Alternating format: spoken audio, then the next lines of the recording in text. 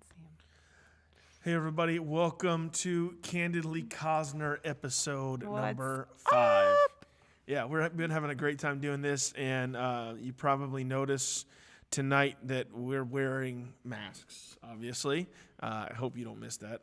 And we're masked for a reason. Actually, tonight we're going to talk about masks, and I'm done with this. Yeah, I'm going me to take too. this off. It's fogging my glasses really bad. But isn't my mask cute? It's super cute, super cute. Okay. Just so I can reassure you of that. Tonight we're going to talk about masks, and we're not talking about the fact that we actually have to wear masks when we go out places. Right. We're talking about spiritual masks and how we mask things in our lives by wearing masks and not being open and honest and emotional, or not emotional, but open and honest and vulnerable with people, and super cute. That's awesome.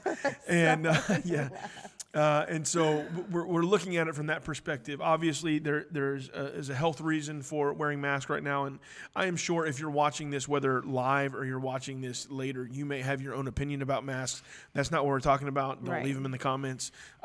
We were just talking a minute ago about there's a reason for some masks, and there's a reason for things that we wear every once in a while. I mean, the Bible tells us to put on the whole armor of God. Right.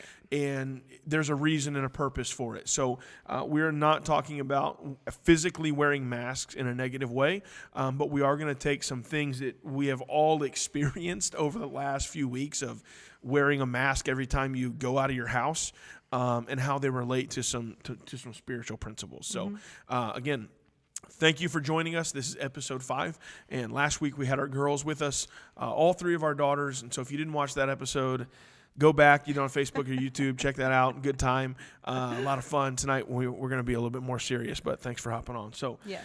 Disclaimer out of the way, let's hop in. Yeah, you ready? Yeah. All right, so there are 3 reasons that we feel like people wear masks, okay? Or 3 reasons that you would wear a mask, a physical mask. Number 1 is protection. There's a reason that you need it. It's protecting you from in the scenario that we're in right now. The other is to disguise yourself, and I think that's really what we're going to jump into tonight when it comes to disguising yourself. And the third reason is entertainment. It can be funny. I remember I had this mask. Yes. That every time I put it on, my father-in-law bought it for me. Every time I put on this mask, it was like one of those clear, like real faces. No, wasn't that one? No. It was the one that looked like a. I don't know what it looked like, but every time I put it on, Reagan or Noelle would freak out. I mean, emotional meltdown, because even if she saw me put this mask on, she would lose it. So, so 3 reasons: protection, disguise, and entertainment. Yes. All right. So I asked Noelle, our oldest daughter, who is 11, words of wisdom from an 11-year-old. What's the worst part about wearing a mask? And her response, I just asked her this evening, you can't breathe and no one can see your face. People don't look at you anymore because they're too focused on getting out of the store or wherever they are. And I was like, oh, she's dropping some wisdom there, because it's so true. Yeah. Because last week I was discussing wearing, so God kind of gave me this last week before we interviewed with Shelly and Anthony at church on Sunday. And if you didn't watch that message, I encourage you to do so. It is just about hope and restoration, and it's just a beautiful, God can just take a horrible situation and make it beautiful in its time. So anyway, and so I was discussing this with my mom, just about wearing masks, because I hate wearing these. I just loathe them. They make my glasses foggy, and people are like, oh, you can put shaving cream on them, and I'm like, okay. And I can't breathe very good. I just feel restricted. It's harder to communicate, and I'm the one in the store who talks to the person waiting in line in front of me and just share stories, okay? Definitely. So I'm definitely that extrovert. So as an extrovert, masks are hard for me. But anyway, my mom, it was interesting because I was just sharing some things, and she had said the same thing that Noelle said, is that we don't interact anymore. And as human beings, we were created to interact. Right. Fellowship. To fellowship. Yeah, tough And connection. so now this is the physical mask, but I was likening it to a spiritual side because I'm a visual learner. And so visually, I could take, okay, this is how I feel wearing this mask. How can I relate that spiritually? And this is kind of where I guess this started from. Yeah. I mean, so- and you've probably experienced this. Maybe you can drop a comment if you have, over the last few weeks where, you're in a store and you're wearing your mask and, somebody, it's almost like everybody looks at you now like you're infected. Right. It's like everybody looks at you suspiciously. Yes. And, years ago, if we were in a store, I mean, think when we were kids, right? If we were in a store and somebody with a mask on walked in, everybody would have ran out, right? Yeah. And now it's like the norm, and it's so bizarre because it's like even in the way that we pass people in the store, Right. it's like people will step around you. I don't know. It's so, I mean, I know we're supposed to have 6 feet and like, obviously that's not always practical. Well, even walking outside. So I like to walk or jog every day. And so when I'm, Like people crossing the people street. like will completely detour, like I'm, and there, the you can like street. pass each other, and they go totally to the road and walk away from me on the road. And so yesterday I had a really breath of fresh air. This lady was walking, she was pushing her son in the stroller, and so I was jogging like towards her, and so I said to her, and I don't wear a mask when I jog, I'll go around you. And she was like, oh, it's okay. And so that was my opportunity to pounce so then I stopped and we talked for a minute. And she feels the same way. Like 45 there's minutes. it wasn't 45 minutes. There was just that longing for she was wanting to talk to someone. And so we just had like a quick conversation just about, typical whatever. life. Yeah. Life stuff. And so that was really refreshing. But most of the time, there people just completely walk away from me like I have the plague. Yeah. And so anyway. Yeah, I even heard, this is a totally different subject, but I even heard yesterday or today that some places are going to put restrictions on churches in regards to singing. And anyway, different subject, but regardless. Yeah. So let's go. Okay. So those were the physical, things when you're wearing a mask, and everybody I know can relate to that right now. So I was thinking, so there are two truths about the masks we wear.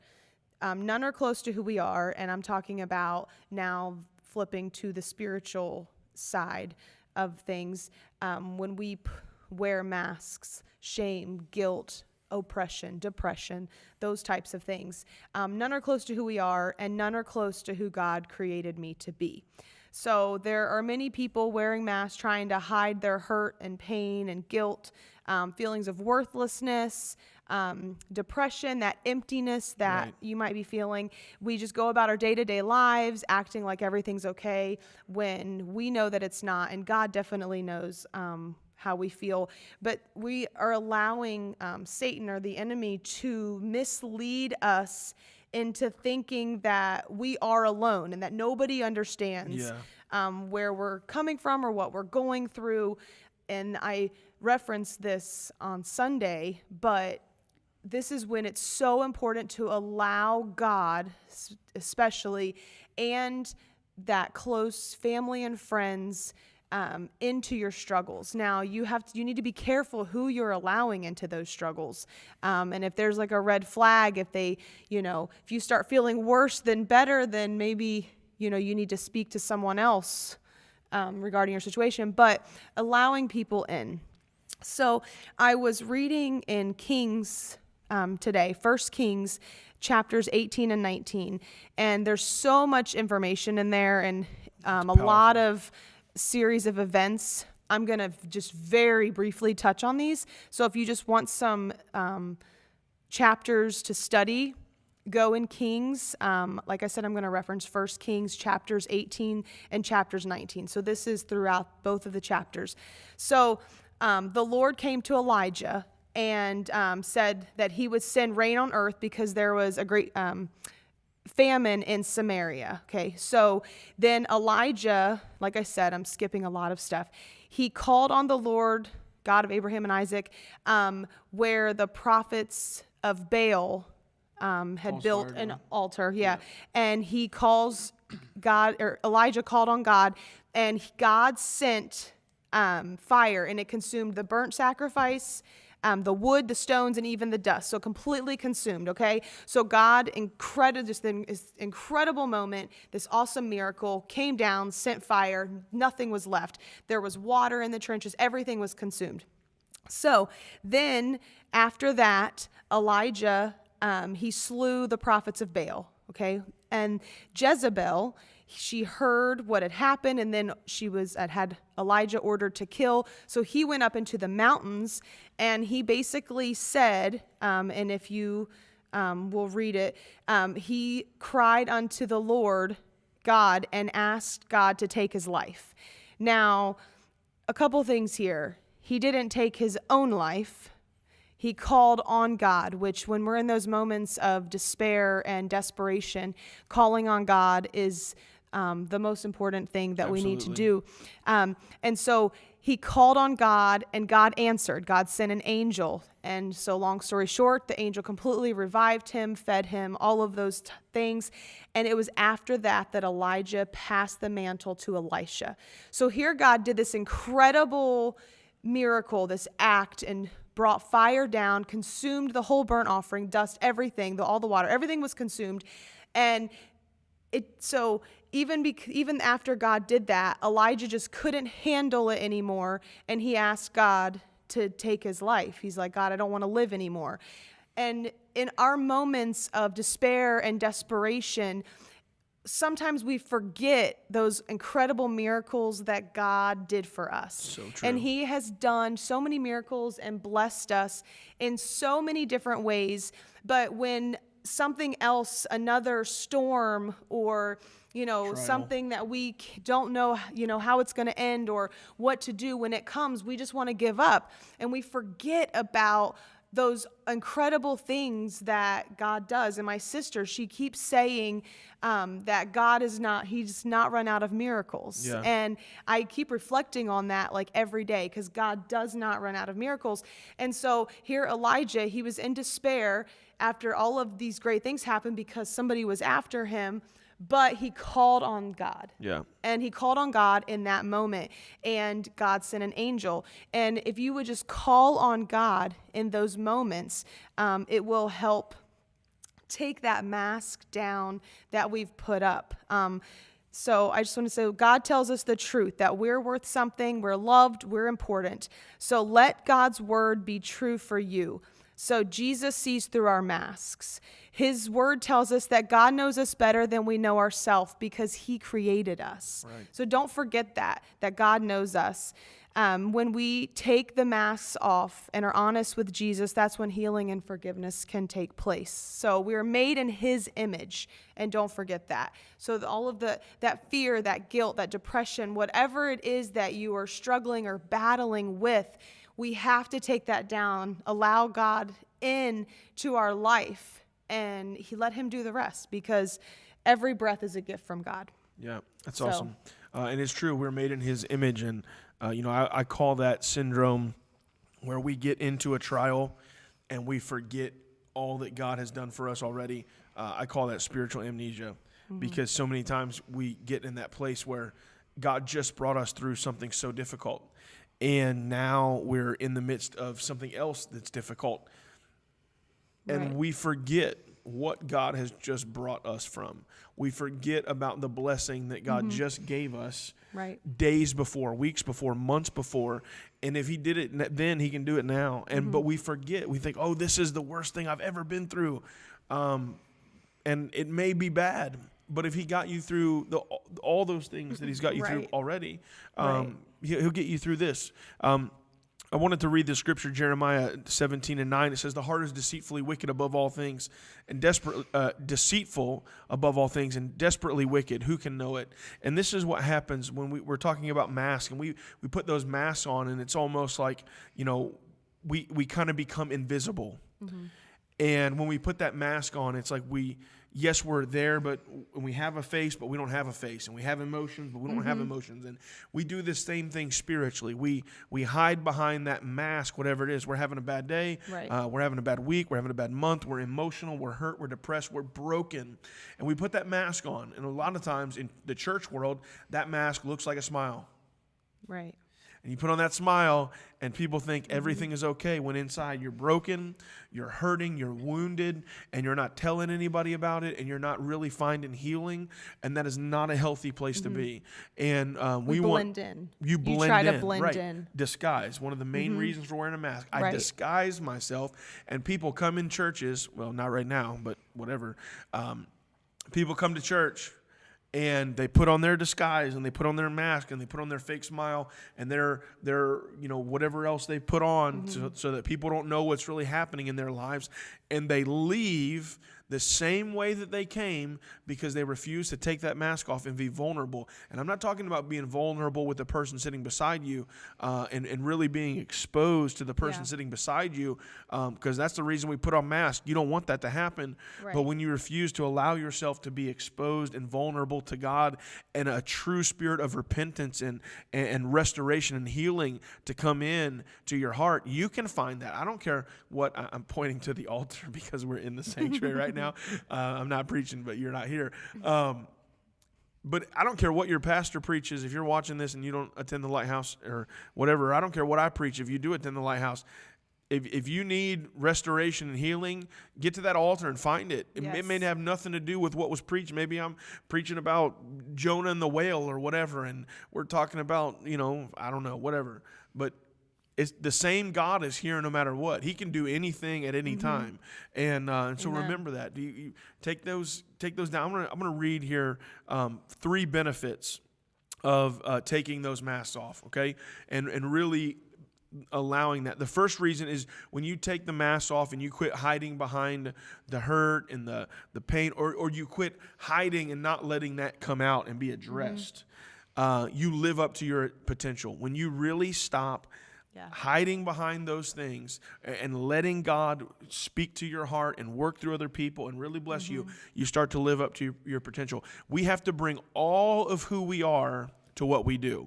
There are numerous people with my skill set and your skill set and maybe better skills, but what they don't have is they don't have my personality, they don't have your personality, they don't have your creativity. We're all creative people, and they don't have your creativity or mine, and the spirit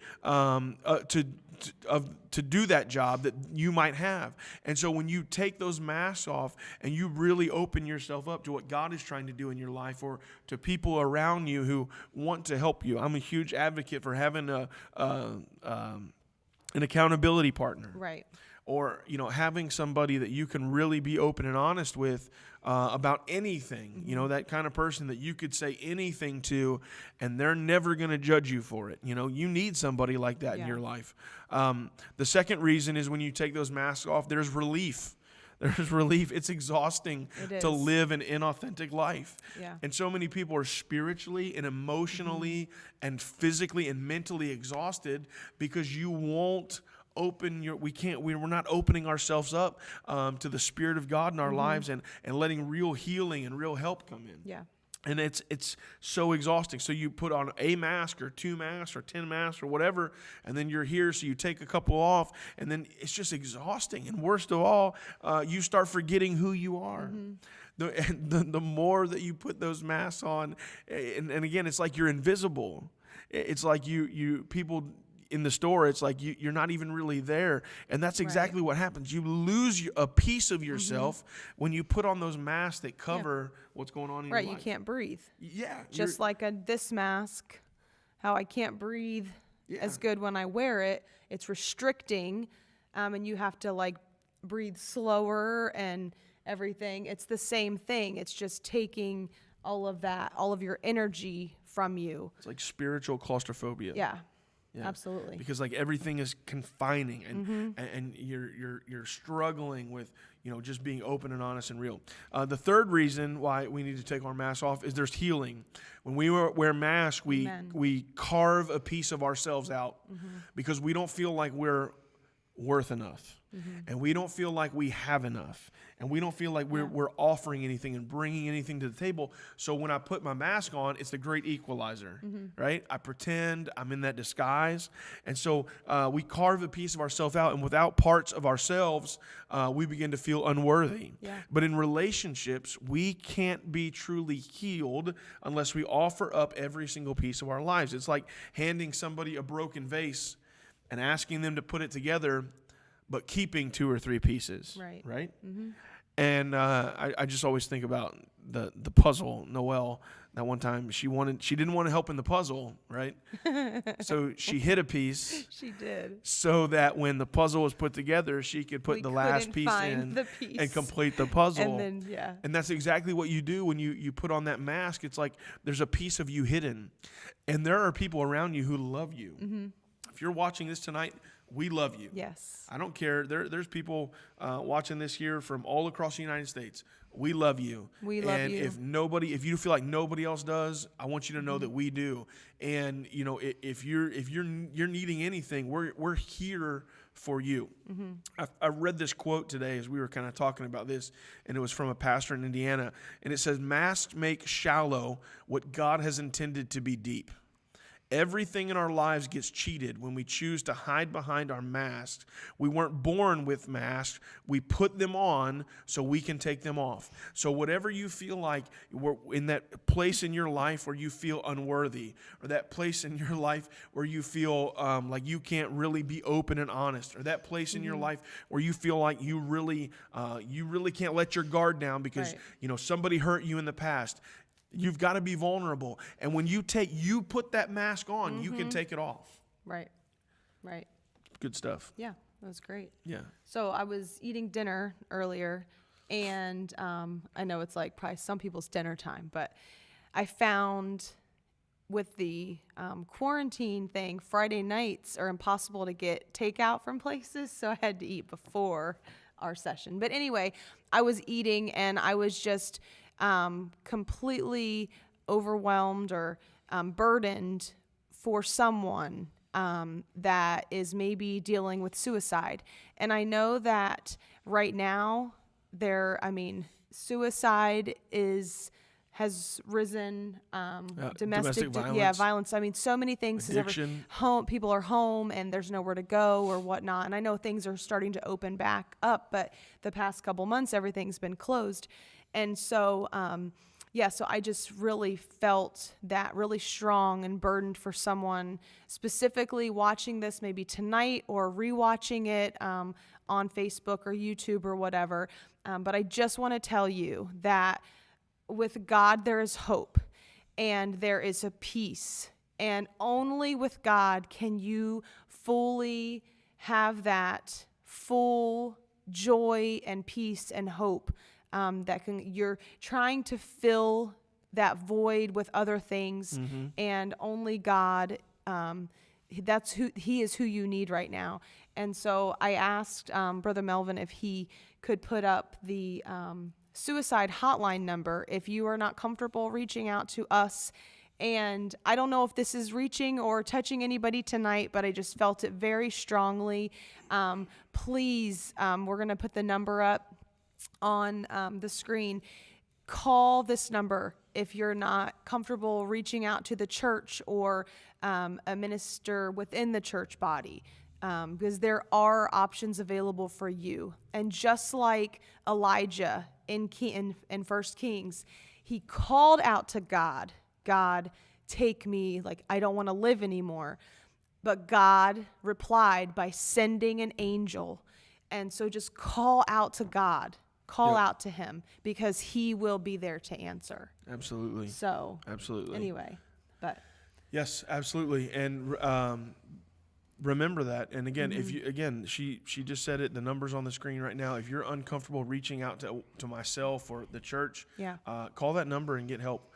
And we love you. Yeah. And we are for you. And I know this was a lot more serious tonight than we maybe have been, but this was kind of on our hearts, and it was something that we wanted to share with you. Let me hop in here real quick and talk about this weekend since we're here. if you're watching tonight and there have been some changes in our local jurisdiction about what we can and cannot do with churches. And so we are going to be recording service for Sunday on Saturday. So tomorrow we'll be here. We'll be starting around 11 o'clock. And so if you are technically, you're permitted to come by the state, not really by the county, but by the state you are. So if you want to come and watch and be here, don't watch, but come and participate in our service tomorrow, you're more than welcome to. We'll be here about 10:30, 11 o'clock. 11 o'clock, we'll be starting promptly with our service. So you're more than welcome to join us, and then we'll be updating you about future services. So I do have a really funny story, though, to kind of lighten things up, because I know it's been kind of serious thing. And I wanted to share this, and I forgot. So this is about my dad. And I didn't get his permission, but I got my mom's permission. So they were at Sam's the other day, and I just think this is the best thing ever. And especially if you know my dad. And so they were at Sam's, and they, of course, everybody's in masks. And so they have their cart, and they push their cart inside. And there's a guy there with a mask, and because you can't talk to people good and everything. And he's cleaning his cart there really good, spraying it, his paper towels and stuff. And so my dad, he was like, oh, can you do my cart too? Spray it. And so the guy's spraying my dad's cart. And my dad, he sometimes likes to do things. He's like, here, let me get that cloth. I'll do it. And so he didn't like the way the guy was cleaning the cart. Yeah, but Dad he was like, I'll take care of it. You don't have to clean the cart.